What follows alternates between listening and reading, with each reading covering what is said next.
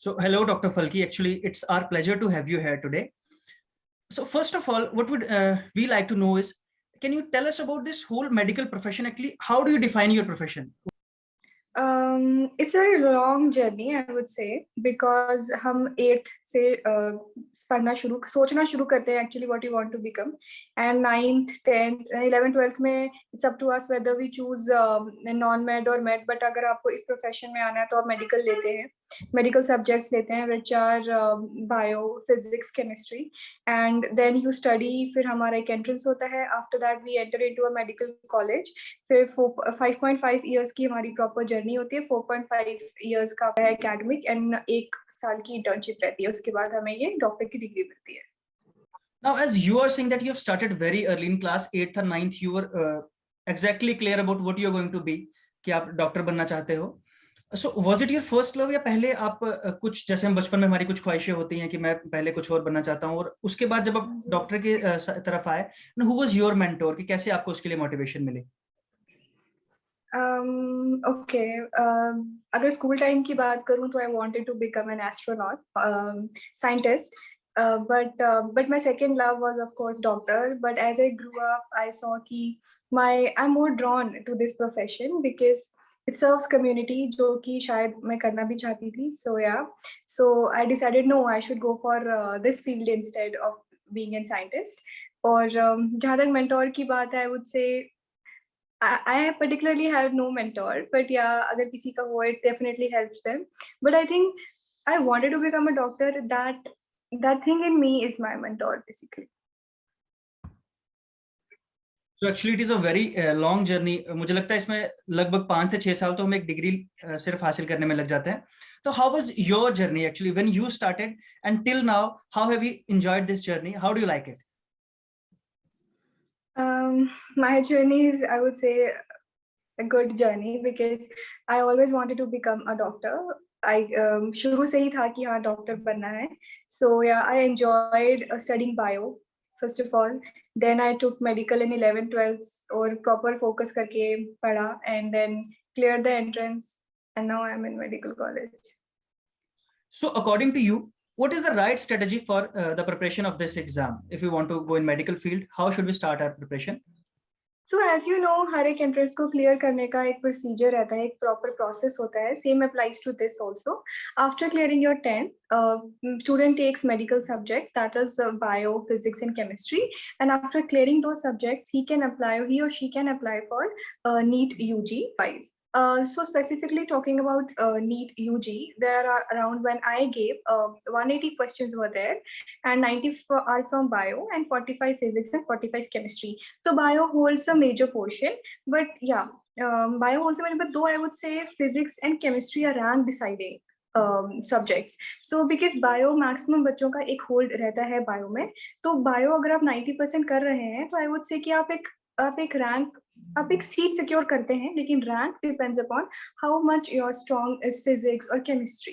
सो या आई वुड से कि बायो में होल्ड रखने के बाद एटलीस्ट यू शुड चेक कि आपका एक सब्जेक्ट फिजिक्स या केमिस्ट्री भी स्ट्रॉन्ग होना चाहिए इनफ, ताकि अगर एक सब्जेक्ट वीक हो वो कंपनसेट कर पाए. एंड यू बिकॉज वी से कि बायो तो ठीक है, बायो क्लियर करती है एग्जाम, लेकिन जो रैंक है वो फिजिक्स या केमिस्ट्री पे आपका कितना होल्ड है उससे आपको डिसाइड होता है. What kind of resources you think that a person should have when he starts a journey? As you were having, was there any lack of resources at your time?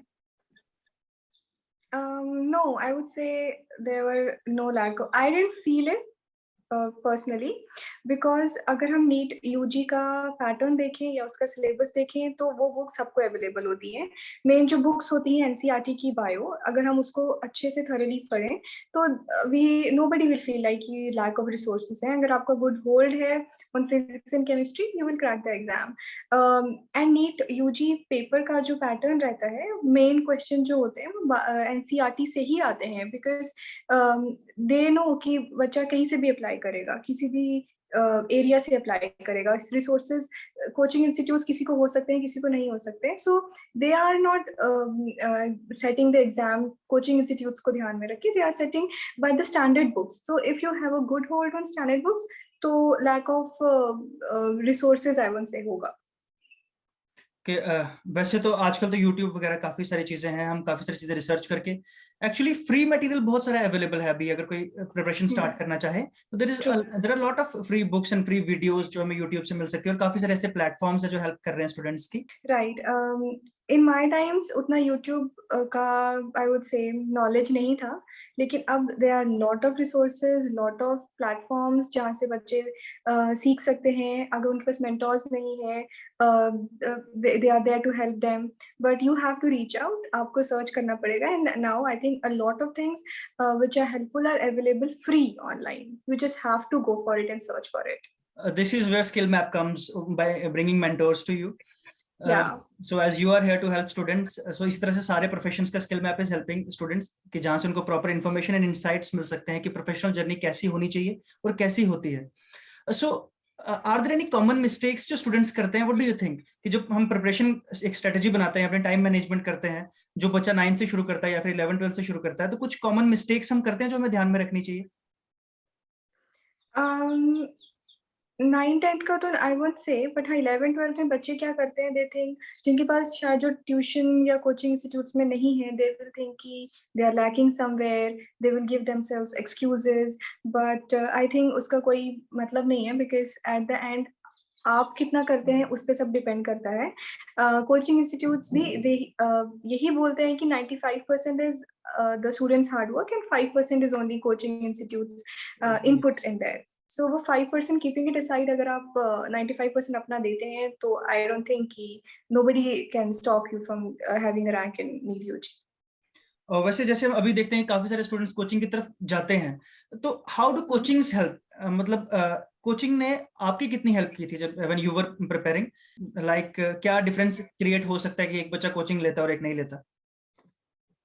Okay, I would से कि जो coaching नहीं लेता उसको figure out करने में काफ़ी time लगता है चीज़ों को, उसको हर चीज़ खुद से करनी है, उसको हर चीज़ का एक खुद से ही ढूँढ के निकालना है तरीका। बट अगर आप एक कोचिंग इंस्टीट्यूट में रहते हैं तो आपको पता लग जाता है क्या मिस्टेक्स करनी है, because teachers will tell you what mistakes you don't have to do और you have to correct. And एक आपको अर्ली पता लग जाती है strategy how to go for their exam. But और जो बच्चा शायद कोचिंग इंस्टीट्यूट में नहीं है, he will have to figure this all by himself. That's the difference, I would say. जब भी हम देखते हैं कि यूपीएससी को बोला जाता है this is a very long journey, but MBBS कहीं ना कहीं यूपीएससी से भी शायद बहुत ज्यादा लंबी जर्नी है, क्योंकि 4-4.5 साल आप देते हैं अपनी डिग्री को, उसके बाद 1 साल की इंटर्नशिप, 5.5 ईयर्स, उसके बाद आप मास्टर्स डिग्री के लिए जाएंगे, फिर उसके बाद स्पेशलाइजेशन, तो ये शायद टोटल 10 से 11 साल की पूरी जर्नी होती है। तो there are many highs and lows in your profession. How do you cope up with that mental stress? What do you say that कि स्ट्रेस है या नहीं है इस प्रोफेशन में, या उतना टाइम ही नहीं आपके पास कि आप उसके बारे में सोच सकें? तो how do you cope up with that? I would say जब आप ये डिसाइड करते हैं कि आपको डॉक्टर बनना है, तो एक चीज़ जो आपके पास होनी चाहिए वो है patience, because it's a very long journey. It for 5.5 years की सिर्फ आपकी ग्रेजुएशन रहती है, then you have to do specialization which is of further 3 years and super specialization which is further of 3 years. So या it's around 10 years of journey, so you should have patience. You will see कि आपके colleague, आपके student जो आपके batchmates थे, जो शायद non मेडिकोज़ हैं, उनकी जॉब्स लग गई हैं, तो बीच में ऑफ कोर्स फ्रस्ट्रेशन आती है कि व्हाट आर यू डूइंग, मतलब। लेकिन वही है कि you have chosen this journey for yourself and you should have that thing कि you are becoming a doctor, you are going to serve the community and this whole is the difference between a medico and non medico and you should be proud of it. और यही चीज़ होती है जो हमें further 6 साल और आगे 3 साल में हेल्प करती है हमें परस्यू करने में ये लॉन्ग जर्नी में, कि we are gonna serve the country, serve the community, serve the needy. Okay, so let me tell you my story when I was preparing. So of course, हर किसी की लाइफ में लोज भी आते हैं, हाइज भी आते हैं. So I also, there were times, many, I would say, कि when I used to feel like, why am I doing this? मतलब क्या होगा, क्या नहीं होगा, आगे एक ब्लैक होल जैसा दिखता है, नहीं रहता है पता आपको. बट आई थिंक ये लोज सबकी जिंदगी में आते हैं और ये लोज आने भी चाहिए, आई गेस, क्योंकि इट शोज कि आप कितने सीरियस है अपनी प्रिपरेशन को लेके. अगर आप नॉन सीरियस होंगे, you won't ever feel like कि whether something will happen or not. तो ये लोज ठीक है, आते हैं, बट फिर you have to give yourself the why you have started this journey, what was the reason behind you choosing this journey, so that when you give yourself that why, I guess it rises you up from that loophole and you get over it. Yes, you're absolutely right about that. That why is very important actually. Yeah. कि अगर हमें पता होगा कि हम ये क्यों कर रहे हैं और एंड रिजल्ट हमारा कैसा होने वाला, तो डेफिनेटली हाइज एंड लोज से हम कोप अप कर सकते हैं. And one thing more that you have mentioned is कि अगर हाइज एंड लोज होंगे, डाउट्स होंगे, तभी वो हमारी सीरियसनेस को दर्शाते हैं कि हम कितने सीरियस हैं अपने प्रोफेशन को लेकर. So that is actually very good. तो जो भी स्टूडेंट्स आज हमारे साथ हैं जिनको ऐसा लग रहा है कि हाइज एंड लोज आ रहे हैं लाइफ में, तो जस्ट रिमेंबर, अगर आपको सेल्फ डाउट भी आ रहा है तो that is a very good thing कि आप you are on right track, आप सही कर रहे हैं. Just cope up with that, write it down कि वैसे thoughts क्यों आ रहे हैं, and definitely you will be out of that thoughts. What kind of life skills you think that a student should have if he or she wants to get into this profession? Okay, as you start this journey like 11th and 12th, patience, perseverance of course आ ही जाता है, but life skill जो इस profession के लिए चाहिए वो आपको खुद मेडिकल स्कूल सिखा देता है. The moment you enter in the first prof in the medical school and when you finally leave the school, of course आपके पास बहुत सारे skills naturally आ जाते हैं because आपकी molding होती है इन 5 सालों में. Your language skills should be good, patience should be there, how to interact with the people should be sensitive enough because we are dealing with the life. We have to be very careful. That should be there, and mental strength because it's a very, I would say, mentally tiring field. आपकी 24 घंटे की duty रहती है, 36 hours की duty रहती है. So you should prepare yourself for this hustle, and I would say ये 5 साल सब सिखा देते हैं. And yeah, I would say. Do you know, very very cleverly you have mentioned near about 6 or 7 life skills here. First is compassion, it's determination, attention to detail, and you have to gain good communication skills. So all these life skills, a doctor is a mixture of all these life skills. Yeah. So और यहाँ तक कि आज से पहले हमें क्या लगता था कि शायद सिर्फ इंटेलिजेंट जो लोग हैं, हमें सिर्फ इंटेलिजेंस चाहिए, एक रिटेंशन लेवल हमारा हाई होगा तभी हम एमबीबीएस को क्रैक कर पाएंगे इसके एंट्रेंस एग्जाम को. तो डू यू थिंक कि हमारा जो रिटेंशन लेवल है, या हम जिसको हम इंटेलिजेंट बोलते हैं कि जो क्लास में फर्स्ट आ रहे स्टूडेंट्स वही कर पाते हैं, या फिर कोई और चांस भी है जो बाकी स्टूडेंट्स हैं? रिटेंशन, इंटेलिजेंस का मैं नहीं बोलूंगी. इट्स basically आप कितने dedicated हैं towards this field. If you totally want to become a doctor, you will give your 100%. You will give your 110% कि नहीं मुझे करना है, तो वो अपने आप आपके अंदर changes आएंगे. How to sail through this journey, and retaining skills of course required है because 19 subjects and a lot of syllabus. But I think जब आप एंटर करते हैं मेडिकल स्कूल में वो इवेंचुअली डेवलप हो जाते हैं. वो अगर नहीं भी होंगे इट्स ओके, वो डेवलप हो जाते हैं रिटेनिंग स्किल्स. या and you should be like hard working. Do you know, particularly talking about any other profession, तो जब भी कोई स्टूडेंट शुरू करता है, what we have seen is according to surveys and the students that we have worked with, तो एक time आता है जब कोई स्टूडेंट शुरू करता है, suppose he starting from the -6 और 7, let's take a number line. अगर वो -6 और 7 से शुरू करता है तो कुछ टाइम तक स्टार्टिंग में हमें प्रोग्रेस दिखती है एक्चुअली, कि जब हम स्टार्ट करते हैं तो हमें प्रोग्रेस दिखती है, कुछ चीजें याद होना शुरू होती हैं. फिर बीच में कुछ ऐसा टाइम आता है जब प्रोग्रेस नहीं दिखती है प्रिपरेशन में.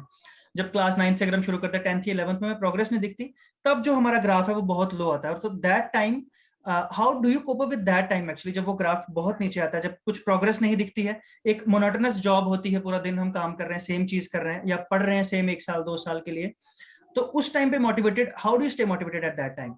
तो ऑफ कोर्स ये एक बिकॉज ये बहुत लंबी जर्नी है तो मोनोटोनस होना इट्स वेरी लॉजिकल आल्सो. लेकिन वही है कि अगर आपको डेली के टास्क देते हैं, ओके डे बाय डे करके चलें. अगर हम ये देखेंगे कि okay where we have to reach, it's a long journey, of course you feel tiring and all that monotony. लेकिन अगर आप डे बाय डे खुद को टास्क देंगे कि ये टास्क है, मुझे आज के दिन में बस इतना करना है, try to fulfill that task and reward yourself if you want to, and for next day set a next task. और आप डे बाय डे चलेंगे, आई वुड से कि ये उतना मोनोटोनस लगेगा because you are focusing on that very day, you're not focusing on the whole journey at the same point of time. You're focusing okay मुझे आज इतना करना है, बस इतना ही करना है. and I think मोटिवेशन की जरूरत डेली तो आई वुड से पढ़नी चाहिए. जस्ट या कुछ समय के लिए लाइक कुछ ही लोज हों तो बेटर है, बिकॉज अगर ज्यादा लोज है then you have to rethink कि whether actually you want to pursue this journey और not, whether you are literally interested in it और नॉट. या many students complete this degree or get this degree from foreign countries. तो is there any difference कि जो लोग यहाँ से करते हैं क्या इनको कुछ ज्यादा पर्क्स मिलते हैं, या लोग जो फॉरेन से करके आते हैं क्या उनको कुछ ज्यादा बेनिफिट मिलते हैं? So how do you differentiate this? Okay पहले ये रहता था कि जो बच्चे बाहर से एमबीबीएस करते थे they have to give MCI का एग्जाम होता था लाइसेंसिंग का टू प्रैक्टिस इन इंडिया। अगर आप बाहर से एमबीबीएस करके आते हो तो आप इंडिया में प्रैक्टिस नहीं कर सकते हो विदाउट क्लियरिंग दैट एग्जाम। ठीक है बट अब जो न्यू बॉडी बनी है NMC according to the new set of the things FMG जो फॉरेन मेडिकल ग्रेजुएट्स जो एग्जाम देते थे एमसीआई का लाइसेंसिंग का सेम एग्जाम जो है इंडियन मेडिकल ग्रेजुएट्स को भी देना पड़ेगा to practise in India for licensing. अब वो जो लाइसेंसिंग एग्जाम जो पहले सिर्फ फॉरेन मेडिकल ग्रेजुएट्स के लिए ही था वो अब इंडियन मेडिकल ग्रेजुएट्स के लिए भी हुआ करेगा, ऐसा प्रपोजल आया है। कोई So difference now I won't say there is any difference between the two. Okay now doctor Falki, this is the last question, तो this is end of this interview. तो एक बार फिर से I would ask you that कि जो बच्चा अभी जर्नी शुरू करने वाला, जो स्मॉल टाउन से है, जिसके पास बहुत ज्यादा रिसोर्सेज नहीं है, from the first step to the last, जो आज बहुत कंफ्यूज्ड है कि क्या प्रोफेशन चूज करें, जिसने इवन कि अभी कोई प्रोफेशनल चूज भी नहीं किया कि मैं क्या करियर ऑप्ट करूंगा, तो उसके लिए how much suitable is this career and how much suitable is going to be this journey? I would say it is a long journey, but if you are very clear of your why you want to become a doctor, you should be very clear of that कि क्यों बनना है doctor, and you if you know कि हाँ ठीक है why you're very clear of your why, you should continue ahead, find a mentor, बाकी skill map तो है ही, and find your mentor, give yourself daily tasks, अब खुद को daily task दें, don't look at whole journey at the same point of time कि because it's a very long journey, वो सोच कर ही you will feel very tired, so give yourself daily tasks and try to accomplish those tasks, and of course 11-12 को अच्छे से करेंगे you will be able to clear the NEET UG. Yes, you have actually kept it very easy. It seems like, okay, I can also do that, like you are saying. Okay, but it Everyone was can do this. It's a I would say it's a myth कि नहीं medical कुछ बहुत intelligence lot करता है, ऐसा कुछ नहीं है. If you're driven, you're definitely gonna be a doctor one day. No, it was actually very nice talking to you, and the way that you are teaching students that how to be in this journey, it is very nice actually. Dr. Falki, thank you very much for being with us. So I hope that you might have a very great profession in life.